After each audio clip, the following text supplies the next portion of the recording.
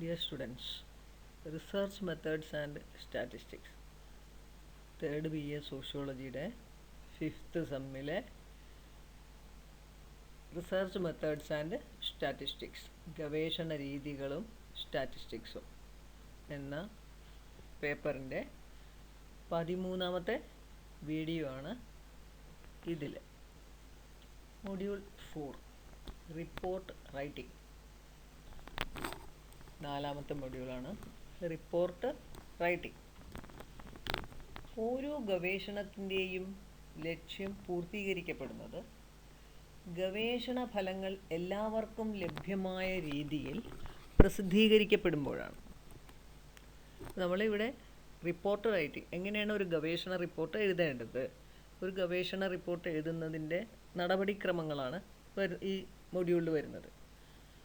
അപ്പോൾ അതെന്താണെന്ന് നമുക്ക് നോക്കാം.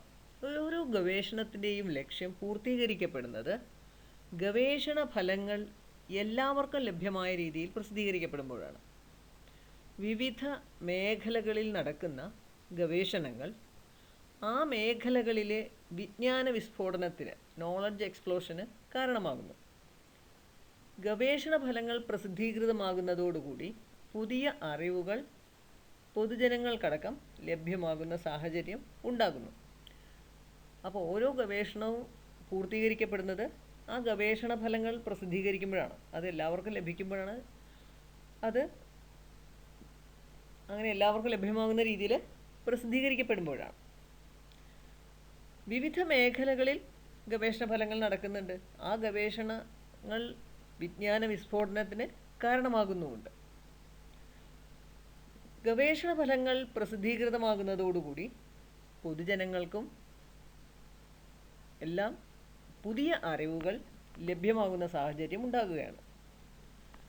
എന്നാൽ ചുരുക്കം ചില ഗവേഷണങ്ങളുടെ റിപ്പോർട്ടുകൾ ഏതെങ്കിലും സംഘടനയ്ക്കോ സ്ഥാപനത്തിനോ വേണ്ടി തയ്യാറാക്കുന്നവയാണെങ്കിൽ അവ പൊതുജന ഉപയോഗത്തിന് ലഭ്യമാകണമെന്നില്ല. പൊതു താല്പര്യത്തോടു കൂടി നടത്തപ്പെടുന്ന എല്ലാ ഗവേഷണങ്ങളുടെ റിപ്പോർട്ടുകളും പ്രസിദ്ധീകൃതം ആകാറുണ്ട്. അതപ്പോൾ എല്ലാവർക്കും ലഭിക്കുന്നതാണ്. അതായത് ഏതെങ്കിലും സംഘടനയ്ക്കോ സ്ഥാപനത്തിനോ വേണ്ടി ഗവേഷണ റിപ്പോർട്ടുകൾ തയ്യാറാക്കുന്നു എങ്കിൽ അത് പൊതുജനങ്ങൾക്ക് ലഭ്യമാവുകയില്ല. അതിനെ ക്ലാസിഫൈഡ് എന്ന ഇനത്തിലാണ് സാധാരണ ഈ റിപ്പോർട്ടുകൾ പെടുന്നത്. പക്ഷേ ഭൂരിപക്ഷം വരുന്ന ഗവേഷണങ്ങളും പൊതു താല്പര്യത്തോടു കൂടി നടത്തപ്പെടുന്നവയായതിനാൽ അവയുടെ റിപ്പോർട്ടുകൾ പ്രസിദ്ധീകൃതമാകാറുണ്ട്.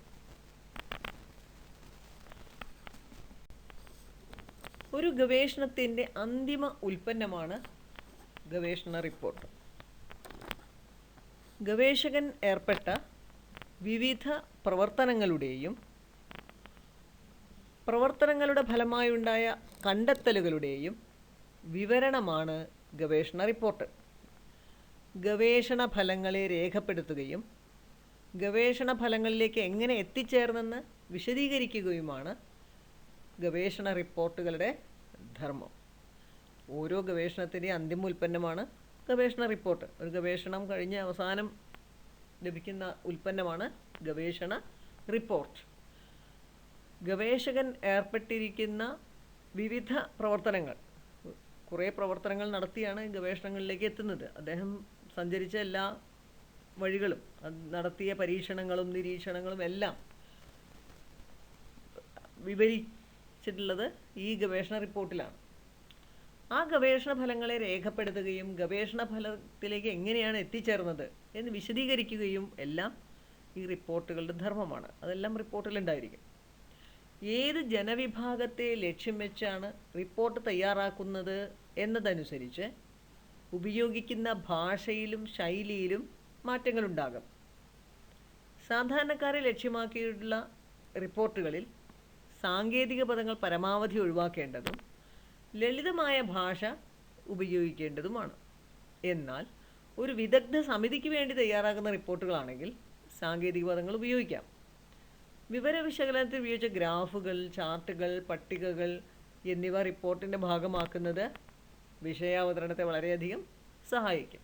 അപ്പോൾ ഏത് ജനവിഭാഗത്തെ ലക്ഷ്യം വെച്ചിട്ടാണോ ഗവേഷണ റിപ്പോർട്ട് തയ്യാറാക്കുന്നത് ആ ജനവിഭാഗത്തിന് മനസ്സിലാകുന്ന രീതിയിൽ ലളിതമായ ഭാഷയും ശൈലിയും ഒക്കെ ഉപയോഗിക്കണമെന്നാണ്.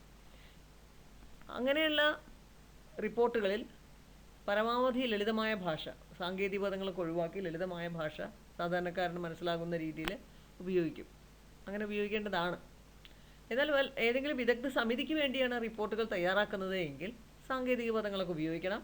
അതുപോലെ തന്നെ വിവര വിശകലനത്തിന് ഉപയോഗിച്ചുള്ള ഗ്രാഫുകളും ചാർട്ടുകളും പട്ടികകളും ഒക്കെ റിപ്പോർട്ടിൻ്റെ ഭാഗമാക്കിയാൽ വിഷയാവതരണം വളരെ എളുപ്പത്തിൽ മനസ്സിലാകാൻ സഹായിക്കും. റിപ്പോർട്ട് തയ്യാറാക്കൽ ഗവേഷണ പ്രക്രിയയുടെ അവസാന ഘട്ടത്തെ സൂചിപ്പിക്കുന്നു. റിപ്പോർട്ട് തയ്യാറാക്കുന്ന പ്രക്രിയയിൽ താഴെ പറയുന്ന ഘട്ടങ്ങളാണ് ഉള്ളത്. അപ്പോൾ റിപ്പോർട്ട് തയ്യാറാക്കൽ ഗവേഷണ പ്രക്രിയയുടെ അവസാന ഘട്ടമാണ്. അപ്പോൾ റിപ്പോർട്ട് തയ്യാറാക്കുന്ന പ്രക്രിയയിൽ താഴെ പറയുന്ന ഘട്ടങ്ങൾ ആണ് ഉള്ളത്. അതിലൊന്നാമത്തേത് റിപ്പോർട്ടിൻ്റെ രൂപരേഖ തയ്യാറാക്കുക. ഔട്ട്ലൈൻ ഓഫ് ദി റിപ്പോർട്ട്, റിപ്പോർട്ടിൻ്റെ രൂപരേഖ തയ്യാറാക്കാൻ, അതാണ് അതിൻ്റെ ഒന്നാം ഘട്ടം. 2, റിപ്പോർട്ടിൻ്റെ കരട് രൂപം തയ്യാറാക്കൽ, ഡ്രാഫ്റ്റ്, ഫസ്റ്റ് ഡ്രാഫ്റ്റ്. പിന്നീട് കരട് രൂപത്തിലെ പിഴവുകൾ തീർക്കൽ, റീറൈറ്റിംഗ് ദി ഡ്രാഫ്റ്റ്. തിരുത്തലുകൾ വരുത്തി പ്രസിദ്ധീകരണ യോഗ്യമാക്കൽ, എഡിറ്റ് ആൻഡ് പ്രൂഫ് റീഡ്. പിന്നീട് അന്തിമ റിപ്പോർട്ട് തയ്യാറാക്കൽ, preparation of the final report. അപ്പോൾ റിപ്പോർട്ട് തയ്യാറാക്കുന്ന പ്രക്രിയയിൽ ഉള്ള ഘട്ടങ്ങളാണിതെല്ലാം. 1, റിപ്പോർട്ടിൻ്റെ രൂപരേഖ തയ്യാറാക്കൽ. 2, റിപ്പോർട്ടിൻ്റെ കരട് രൂപം തയ്യാറാക്കൽ. 3, കരട് രൂപത്തിലെ പിഴവുകൾ തീർക്കൽ. 4, തിരുത്തലുകൾ വരുത്തി പ്രസിദ്ധീകരണ യോഗ്യമാക്കൽ. പിന്നീട് അന്തിമ റിപ്പോർട്ട് തയ്യാറാക്കൽ. അടുത്തത് types of research, types of research reports. ഗവേഷണ റിപ്പോർട്ടുകൾ വിവിധ വിഭാഗങ്ങളിൽപ്പെട്ടവരുടെ വിശകലനങ്ങൾക്കും പരിഗണനകൾക്കും വിധേയമാകാം. ഗവേഷണ റിപ്പോർട്ടുകൾ വിവിധ വിഭാഗങ്ങളിൽപ്പെട്ടവരുടെ വിശകലനങ്ങൾക്കും പരിഗണനകൾക്കും വിധേയമാകാം. അധ്യാപകർ, പ്രത്യേക തൊഴിലുകളിൽ ഏർപ്പെട്ടിരിക്കുന്നവർ, സഹപ്രവർത്തകർ, ഗവൺമെൻറ്റുകൾ, ആസൂത്രണ വിദഗ്ധർ, ഗവേഷണങ്ങൾക്ക് പണം മുടക്കുന്ന സ്ഥാപനങ്ങൾ, സാധാരണക്കാർ എന്നിവരെല്ലാമാണ് ഗവേഷണ റിപ്പോർട്ടുകളുടെ ഗുണഭോക്താക്കൾ. പ്രധാനമായും താഴെ പറയുന്ന രീതികളിലാണ് റിപ്പോർട്ടുകൾ തയ്യാറാക്കപ്പെടുന്നത്. ഇപ്പോൾ ഗവേഷണ റിപ്പോർട്ടുകൾ വിവിധ വിഭാഗത്തിൽപ്പെടുന്ന ആളുകളുടെ വിശകലനങ്ങൾക്കും അതുപോലെ പരിഗണനകൾക്കൊക്കെ വിധേയമായിട്ടാണ്. ഗവേഷണ റിപ്പോർട്ടുകളുടെ ഗുണഭോക്താക്കൾ പല തരത്തിൽപ്പെട്ട ആളുകളാണ്. ആരൊക്കെയായിരിക്കാം? അധ്യാപകരുണ്ട്, പ്രത്യേക തൊഴിലുകളിൽ ഏർപ്പെട്ടിരിക്കുന്നവർ, അതുപോലെ സഹപ്രവർത്തകർ, ഗവൺമെൻറ്റുകൾ, ആസൂത്രണ വിദഗ്ധർ, അങ്ങനെ ഗവേഷണങ്ങൾക്ക് പണം മുടക്കുന്ന സ്ഥാപനങ്ങൾ, സാധാരണക്കാർ, ഇവരെല്ലാം ഗവേഷണ റിപ്പോർട്ടുകളുടെ ഗുണഭോക്താക്കളാണ്. ഇനി പല രീതിയിലുള്ള റിപ്പോർട്ടുകളുണ്ട്, ഗവേഷണ റിപ്പോർട്ടുകളുണ്ട്. അതേതൊക്കെയാണെന്ന് നോക്കാം. News paper articles, news paper articles ഗവേഷണ റിപ്പോർട്ടുകൾ തയ്യാറാക്കപ്പെടുന്ന ഒരു രീതിയാണ് ന്യൂസ് പേപ്പർ ആർട്ടിക്കിൾസ്. ചില ഗവേഷണ റിപ്പോർട്ടുകൾ ന്യൂസ് പേപ്പർ ആർട്ടിക്കിൾസ് ആയിട്ട് വരാറുണ്ട്. ഗവേഷണത്തിൻ്റെ കണ്ടെത്തലുകൾ ആ വിഷയവുമായി അടുത്ത ബന്ധമില്ലാത്തവരും എന്നാൽ പ്രസ്തുത വിഷയത്തെക്കുറിച്ച് അറിയുവാൻ താൽപ്പര്യമുള്ളവരുമായ സാധാരണ ജനങ്ങൾക്കായി പത്ര റിപ്പോർട്ടുകളുടെ രൂപത്തിൽ തയ്യാറാക്കാം. തങ്ങളുടെ അന്വേഷണ ഫലമായി കണ്ടെത്തിയ വസ്തുതകൾ പൊതുജന സമക്ഷം അവതരിപ്പിക്കുവാൻ താൽപ്പര്യമുള്ള ഗവേഷകർ ലളിതമായ ഭാഷയിൽ തയ്യാറാക്കി പ്രസിദ്ധീകരിക്കുന്നവയാണ് വർത്തമാന പത്രത്തിലെ ലേഖനങ്ങൾ. ഇപ്പം ന്യൂസ് പേപ്പർ ആർട്ടിക്കിൾസ് എന്ന് പറയുന്നത് ഗവേഷണ റിപ്പോർട്ടുകൾ പ്രസിദ്ധീകരിക്കുന്ന ഒരു രീതിയാണ്. ന്യൂസ് പേപ്പർ ആർട്ടിക്കിൾസായിട്ട് പ്രസിദ്ധീകരിക്കും. അതായത് സാധാരണ ജനങ്ങൾക്കും മനസ്സിലാകാൻ വേണ്ടി, ആ വിഷയവുമായി അടുത്ത ബന്ധമില്ലാത്ത ആളുകൾക്കും അല്ലെങ്കിൽ ആ വിഷയം പിന്നീട് അറിയാൻ താല്പര്യമുള്ളവർക്കും ഒക്കെ വായിക്കാൻ വേണ്ടി ന്യൂസ് പേപ്പർ ആർട്ടിക്കിൾസായിട്ട് പ്രസിദ്ധീകരിക്കും.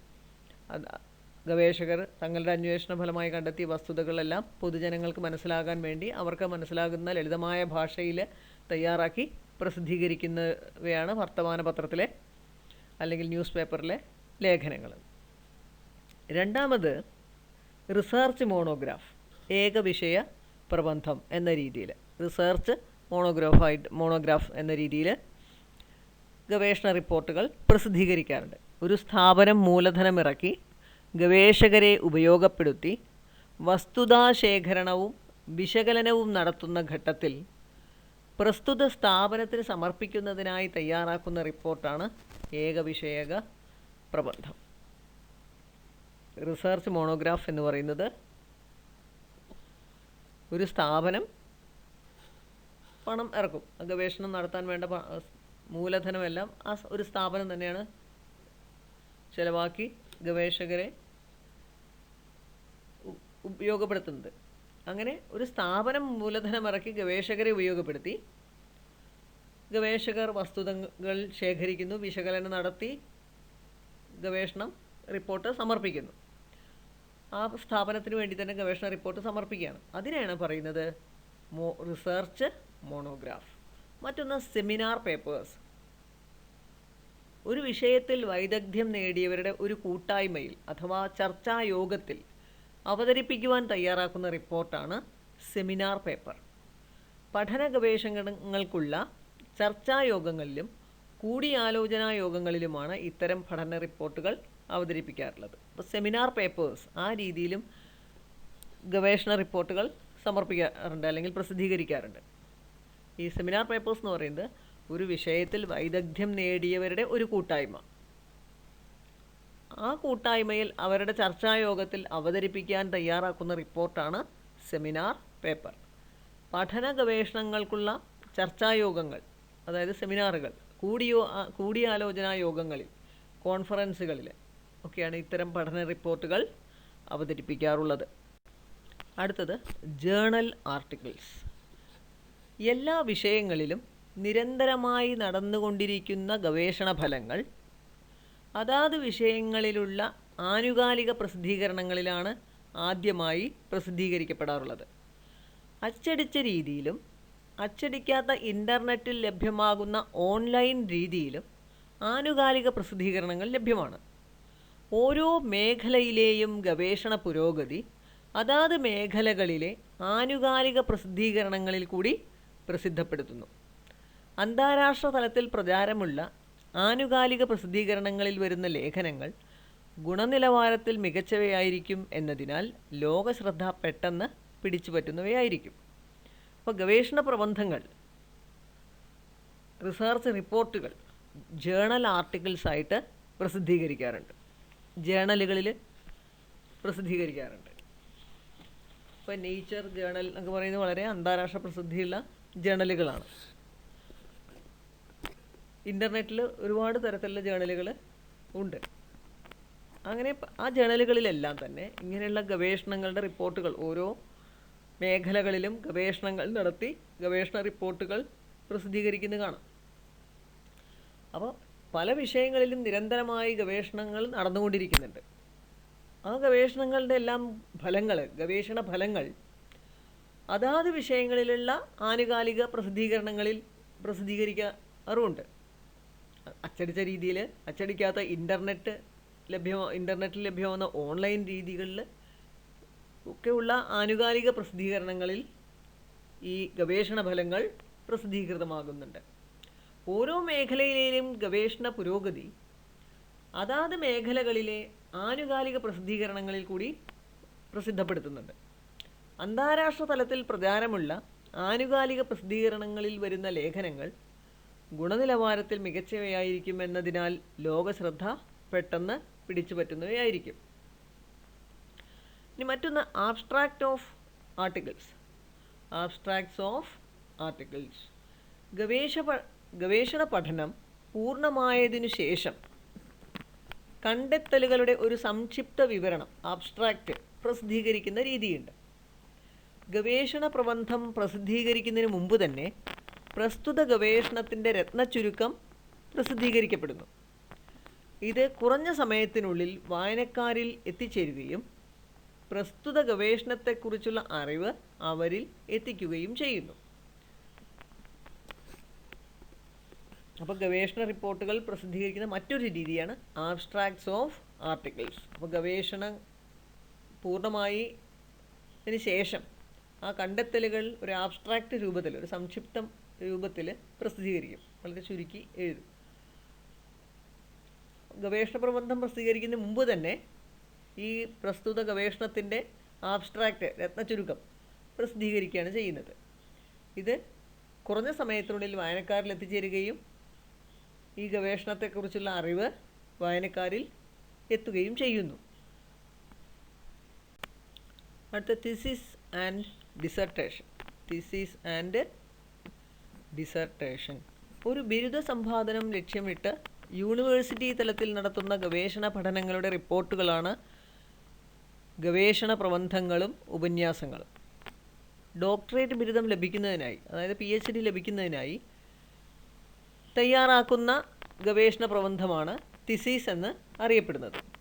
മാസ്റ്റർ ഡിഗ്രി തലത്തിലോ MPhil തലത്തിലോ ഉള്ള ബിരുദ സമ്പാദനത്തിനായി സമർപ്പിക്കപ്പെടുന്ന പ്രബന്ധത്തെ ഡിസർട്ടേഷൻ എന്ന് വിളിക്കുന്നു.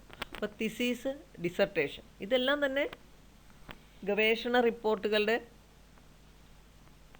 പ്രസിദ്ധീകരണ രീതികളാണ്. ഒന്ന് തിസീസായിട്ട് സമർപ്പിക്കുന്നു, ഡിസർട്ടേഷൻ സമർപ്പിക്കുന്നു, ആ രീതിയിൽ. തിസീസ് സമർപ്പിക്കുന്നത് PhD ബിരുദം ലഭിക്കുന്നതിന് വേണ്ടിയിട്ട് റിസർച്ച് നടത്തുന്ന കുട്ടികൾ അല്ലെങ്കിൽ റിസർച്ച് നടത്തുന്നവർ നൽകുന്ന ഗവേഷണ റിപ്പോർട്ടാണ്. അതുപോലെ തന്നെ മാസ്റ്റർ ബിരുദം ലഭിക്കുന്നതിന് അല്ലെങ്കിൽ MPhil തലത്തിലുള്ള ബിരുദം ലഭിക്കുന്നതിന് വേണ്ടി സമർപ്പിക്കുന്ന പ്രബന്ധത്തെയാണ് അല്ലെങ്കിൽ ഗവേഷണ റിപ്പോർട്ടിനെയാണ് ഡിസർട്ടേഷൻ എന്ന് വിളിക്കുന്നത്. അടുത്തത് പ്രൊജക്റ്റ് റിപ്പോർട്ട്സ്. അന്താരാഷ്ട്ര സംഘടനകളുടെ സഹായത്തോടു കൂടി നടത്തപ്പെടുന്ന വിവിധ പ്രവർത്തനങ്ങളുടെ സാധ്യതാ പഠന റിപ്പോർട്ടുകളും ഗവൺമെൻറ്റുകളുടെ നിർദ്ദേശത്താൽ നടത്തപ്പെടുന്ന പഠനങ്ങളും വ്യക്തികളും സംഘടനകളും ഏറ്റെടുക്കാറുണ്ട്. പ്രത്യേക പദ്ധതികൾക്കുള്ള രൂപരേഖ തയ്യാറാക്കുന്ന ഇത്തരം പഠനങ്ങളുടെ റിപ്പോർട്ടുകളാണ് പ്രൊജക്റ്റ് റിപ്പോർട്ട് എന്ന് അറിയപ്പെടുന്നത്. അന്താരാഷ്ട്ര സംഘടനകളുടെ ധനസഹായത്തോടു കൂടി നടത്തപ്പെടുന്ന വിവിധ പ്രവർത്തനങ്ങളുടെ സാധ്യതാ പഠന റിപ്പോർട്ടുകളും ഗവൺമെൻറ്റുകളുടെ നിർദ്ദേശത്താൽ നടത്തപ്പെടുന്ന പഠനങ്ങളും വ്യക്തികളും സംഘടനകളും ഏറ്റെടുക്കാറുണ്ട്. പ്രത്യേക പദ്ധതികൾക്കുള്ള രൂപരേഖ തയ്യാറാക്കുന്ന ഇത്തരം പഠനങ്ങളുടെ റിപ്പോർട്ടുകളാണ് പ്രൊജക്റ്റ് റിപ്പോർട്ട് എന്ന് അറിയപ്പെടുന്നത്. അപ്പോൾ വ്യത്യസ്ത ഗുണഭോക്താക്കൾക്കായി വ്യത്യസ്ത രീതികളിലുള്ള റിപ്പോർട്ടുകളാണ് ഗവേഷകർ തയ്യാറാക്കുന്നത് എന്ന് നമ്മൾ പറഞ്ഞു. അങ്ങനെ ആ വ്യത്യസ്ത രീതിയിലുള്ള ഗവേഷണ റിപ്പോർട്ടുകൾ പ്രസിദ്ധീകരിക്കുന്ന ചില രീതികളാണ് നമ്മൾ പറഞ്ഞത്. ഒന്ന്, ന്യൂസ് പേപ്പർ ആർട്ടിക്കിൾസായിട്ട് ഗവേഷണ റിപ്പോർട്ടുകൾ പ്രസിദ്ധീകരിക്കാറുണ്ട്. അതുപോലെ റിസർച്ച് മോണോഗ്രാഫ് എന്ന നിലയിൽ ഗവേഷണ റിപ്പോർട്ടുകൾ പ്രസിദ്ധീകരിക്കപ്പെടുന്നുണ്ട്. പിന്നെ സെമിനാർ പേപ്പേഴ്സ്, ജേണൽ ആർട്ടിക്കിൾസ്, പിന്നെ abstracts of articles, thesis and dissertation, പിന്നൊന്ന് പ്രൊജക്റ്റ് റിപ്പോർട്ട്സ്. അങ്ങനെ 7 രീതിയിലാണ് സാധാരണയായി ഗവേഷണ റിപ്പോർട്ടുകൾ പ്രസിദ്ധീകരിക്കുന്നത്. ഏതൊക്കെയാണ്? ഒന്ന്, news paper articles, research monograph, seminar papers, journal articles, abstracts of articles, thesis and dissertation, project reports. ഇത്രയുമാണ് വരുന്നത്.